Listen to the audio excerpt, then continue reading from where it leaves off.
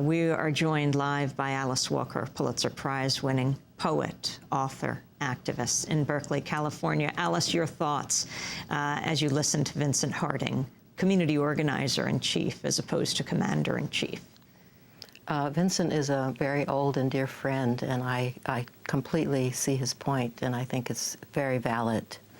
I think there is a time, of course, when you need a commander-in-chief in defense of yourself and your country. But I think that it is more important for all of us now to take this incredible energy that we see around the planet and turn it turn a really critical and focused eye on the fact of war itself, and to understand that with this energy that has been unleashed, and we see it all everywhere, we can actually begin to eradicate war. We can make a decision that we just won't have it. And so then, if we, all of the people on Earth, make this decision, people who try to command us to fight each other will just find that we have stayed home. Alice, I wanted to get a comment from you on another person who's responded to the election of Barack Obama. We're going behind bars right now to Pennsylvania. SCI Green is where the death row prisoner Mumia Abu-Jamal shared these thoughts. The meanings of victory. The count has been called, and Barack Hussein Obama Jr. has become the 44th president of the United States of America. But in truth, history will record him as number one, the first African-American president. It is undeniable that this is a singular political achievement, a work of impressive political skill, and we must admit, a gift of the political gods. Among friends, in the privacy of a prison visiting room, I've often made the following half-joke. Obama wins handsomely, and in his acceptance speech, flush with victory, loaded with political capital, he would open by saying, "My fellow Americans, first and foremost, I want to thank the one person who made my election possible, if not inevitable, George W. Bush." I always get a laugh, for like all good jokes, the truth makes it happen. And the truth is, without the blunders of Bush, Obama would have been and also ran. His fundamental issue, which set him apart from the rest of the Democratic pack, was his early opposition to the Iraq War. That gave him a wind that carried him far and long beyond his competitors, who were, for the most part, half-hearted war supporters, or worse, people who supported the war only because to not do so would have harmed their political careers, or so they thought. That wind has carried him to the Oval Office, the grandest prize in U.S. politics. But what does it mean? We cannot deny its symbolic value. In millions of black homes, his picture will be placed on walls beside Martin, John F. Kennedy, and a pale painting of Jesus. I bet that quite a few African homes, especially in Kenya, will also boast his smiling visage. But beyond symbol is substance, and substantively, some scholars have defined Obama as little different from his predecessors. Yet symbols are powerful things. Sometimes they have a life all their own. They may come to mean something more than first intended. History has been made. We shall see what kind of history it will be. From death row, this is Mumia Abu-Jamal. That commentary and others at prisonradio.org. Alice Walker, your thoughts on Mumia Abu-Jamal's comments, and Mumia Abu-Jamal on death row, talking about a president who is not fully opposed to the death penalty.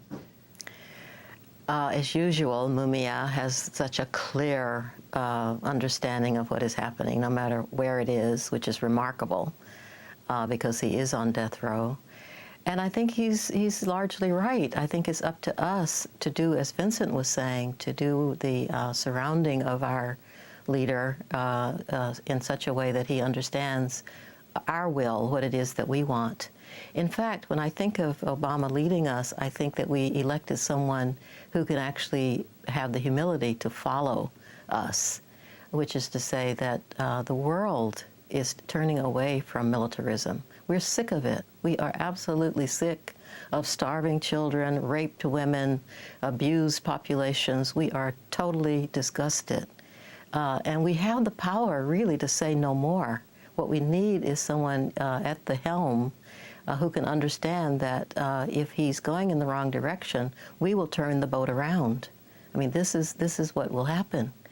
The world, as I feel it intuitively, wants desperately to go in a completely different direction. And we hope that he will be able to, take us there, be there with us. But we should determine, as the people of the planet, to get there, no matter who is with us, because we actually have that power. And we're so connected now that it is really, I think, clear to most of the people on Earth how we feel and that we're all human.